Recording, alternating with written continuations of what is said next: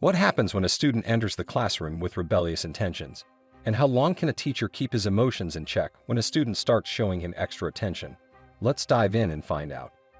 At the start, we meet Joseph Sven, a middle-aged teacher who walks with a limp due to an injury he suffered as a child. Joseph lives on a farm with his elderly mother, handling everyday chores and helping around the house. When he arrives at school, he breaks the news to his class that the school might soon shut down. At that moment, a new 18-year-old student, Catherine Wheeler, joins the class. "And who might you be?" he asks, noticing her arrival. After work, Joseph discusses the school's possible closure with Rosalie, a widow he's been supporting since her husband's death, and whom he even intends to marry. The next morning, Nathan Wheeler, Catherine's father, and a retired major, shows up at Joseph's farm, requesting to board Catherine's horse in Joseph's stable. He even offers $175 a month, a proposal Joseph gladly accepts. Later, Joseph offers Catherine a ride home, mentioning that this is likely his last year teaching. Curious, she asks what he plans to do next, but Joseph is unsure, prompting Catherine to say she'll figure it out, and it's at that moment that her feelings take a more personal turn. Soon after, Dr. Evans stops by to check on Joseph's mother, informing him that her health is rapidly declining and recommending she stay in the hospital, as she may only have a few months left. The following day after class, Joseph finds Catherine waiting for him in the stable loft.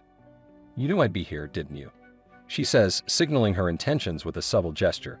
Joseph, torn between his values and her attention, initially leaves to avoid temptation.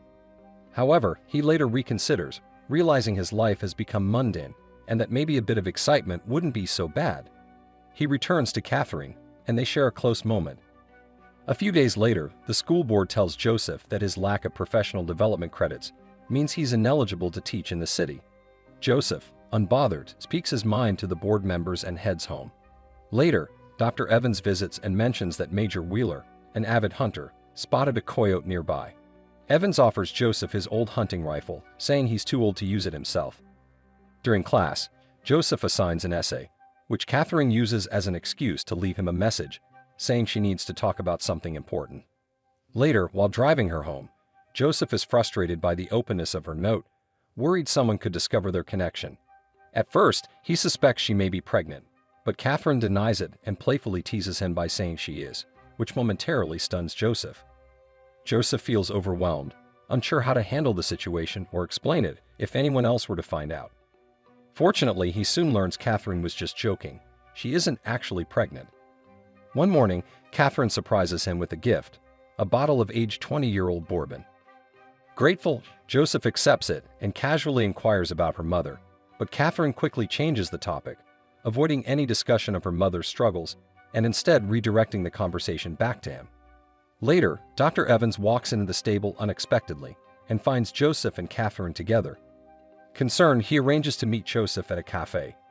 Shocked by what he witnessed, Evans presses Joseph for details, asking how long their relationship has been going on. Joseph admits everything, prompting Evans to warn him that if he doesn't end things with Catherine, it could lead to serious consequences. He reminds Joseph of his relationship with Rosalie, who's waiting for him to propose. After a lively school party, Rosalie invites Joseph to her home, hoping to spend some intimate time together. Her intentions are clear, but Joseph, feeling conflicted and unable to express his true feelings, declines her invitation. Rosalie is left hurt and confused by his refusal. She had hoped for more than just friendship, and his sudden withdrawal stings deeply. When Joseph returns to his home, his mother, who has always been observant, hints that she knows about his involvement with Catherine. She questions how long he plans to continue the affair, her voice frail but filled with unspoken concern. Her words hit Joseph harder than expected, but just as he's about to respond, his mother's condition worsens, and she suddenly falls ill. This interruption saves him from having to confront the uncomfortable truth, but her piercing question lingers in his mind, forcing him to reflect deeply on his actions and the path he has chosen. After some time, Joseph feels the weight of his mistakes and decides to apologize to Rosalie. He visits her, explaining that the reason he had turned her down before was not because he didn't care for her, but because his mother needed him. He apologizes for being distant, assuring her that she deserves more than what he's been offering. But Rosalie, though understanding, suspects that there's more to the story. She can see through his half-hearted explanations and presses him for the truth. Joseph, feeling the burden of his regrets, opens up, revealing the inner turmoil he's been battling.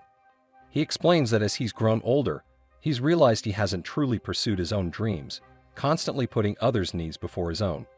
He confesses his longing for a peaceful life, away from all the chaos, where he could sit on a quiet, secluded beach, fish, and simply relax in solitude. But above all, he admits that he wishes for one thing: to share a moment of genuine tenderness with her. No expectations, no complications. Just the two of them enjoying each other's company in the daylight. Rosalie, after a brief moment of hesitation, softens, and despite the emotional distance between them, she gives in to her feelings and fulfills Joseph's quiet wish. Soon after their intimate moment, Joseph's mother passes away. The grief is heavy, and after the funeral, as Rosalie sorts through condolence cards, she stumbles upon one from Catherine. Her heart sinks as the truth hits her hard. Joseph had been unfaithful.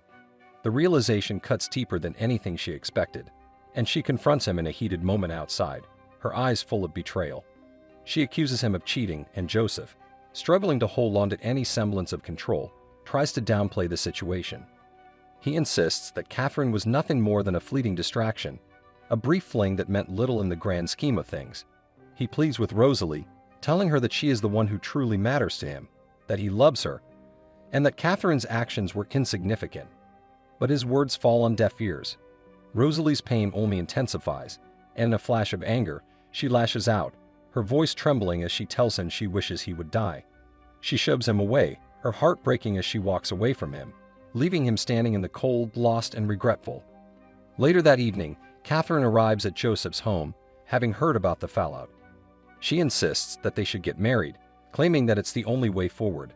But Joseph, exhausted by the weight of everything that has happened, tells her it's over. He firmly says it's time to end their relationship, realizing that their connection was nothing more than a momentary lapse in judgment. Catherine, scorned and determined, warns him, "You'll regret this." The very next day, Joseph finds out that Nathan, Catherine's father, knows everything about their affair and is not about to let it slide. That night, Joseph, feeling a sense of impending confrontation, takes the hunting rifle that Dr. Evans had gifted him and waits for Nathan's arrival. When Nathan and his wife finally show up, Nathan only wants to talk. He calmly asks Joseph if he plans to marry Catherine, but Joseph, despite the pressure, admits he's unsure and doesn't think he's her type. Nathan, surprisingly understanding, tells Joseph that he believes Joseph is a good man and that it's not entirely his fault. Catherine shares responsibility in the matter as well. However, Nathan's wife, unable to hold back her anger, slaps Joseph across the face, accusing him of taking advantage of her daughter. Despite her wrath, Nathan suggests that they let the situation go and part ways peacefully. Once they leave, Catherine reappears, asking once more if Joseph will marry her. But Joseph, feeling weary and resigned, tells her that what they had was just a brief fling, that they have no future together. He's too old, and she's too young, too uncertain of what she truly wants. In a final desperate gesture, Catherine kisses him, and in a quiet, sorrowful confession, she says, "I've done something bad." Joseph, confused and conflicted, steps outside and is shocked to see the barn engulfed in flames. He rushes to save the cow, but tragically, Catherine's horse perishes in the fire, a painful reminder of the chaos their lives have become. The next day, Joseph realizes he can't keep living like this. He decides to make things right. He seeks out Rosalie, tells her that he truly loves only her, and that he wants to build a life with her. Rosalie, moved by his sincerity, forgives him. Together, they make their way to the ocean, where they decide to leave everything behind and live the rest of their lives together, away from all the pain and mistakes of the past.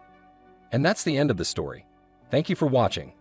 Don't forget to subscribe to the channel, like the video, and leave your thoughts about the movie in the comments. See you next time.